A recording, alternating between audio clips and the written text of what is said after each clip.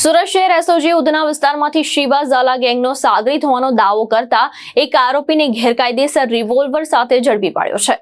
પોલીસે આરોપી પાસેથી પાસ પરવાના વગરની ₹15,000ની રિવોલ્વર કબજે કરી આર્મ્સ એક્ટ હેઠળ ગુનો નોંધ્યો છે। પોલીસના જણાવ્યા અનુસાર બાતમીના આધારે એસઓજીની ટીમે ઉધના ખાતે ભરત ટ્રાન્સપોર્ટ ગોડાઉન અને બકરા મંડી વચ્ચેના રોડ પરથી શાહરૂખ ઉર્ફે સેવન હારૂક શેખને ઝડપી પાડ્યો હતો। તેની પાસેથી ₹15,000ની કિંમતની એક રિવોલ્વર મળી આવી હતી।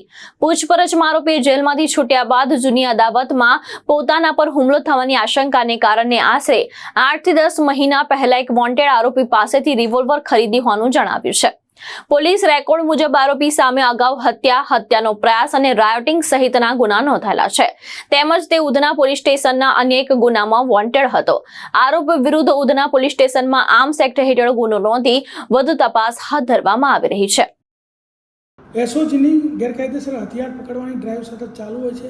એના અંતર્ગત શિવા ઝાલા ગેંગનો સાગરીત શાહરૂખ ઉર્ફે સેવન હારૂન શેખ કે જેણે 2022માં ઊન પાટિયા ખાતે અખ્તર શેખનું મર્ડર કરેલ અને તે પોતે ગેરકાયદેસર રિવોલ્વર રાખતો હતો તે હકીકતથી ધ્યાનમાં આવતા એસઓજીએ ગઈકાલે આર્મ્સ એક્ટનો ગુનો ઉધનામાં દાખલ કરી તેની ધરપકડ કરી છે। આ આરોપી જે શાહરૂખ ઉર્ફે સેવન શેખ જે છે તેના વિરુદ્ધમાં કુલ 3 ગુના દાખલ થયેલ છે। 302, 307 અને ખંડણીનો ગુનો પણ દાખલ થયેલ છે। 2026માં જે ખંડણીનો ગુનો ઉધનામાં દાખલ થયેલ તેમાં તે વોન્ટેડ હતો। આ રીતે એક વોન્ટેડ આરોપી ગેરકાયદેસર હથિયાર સાથે પકડાયો છે અને આની પાછળ પણ અગાઉ થયેલી છે। ઉત્કર્ષ ગલચર, દ્રષ્ટિકોણ ન્યૂઝ, સુરત।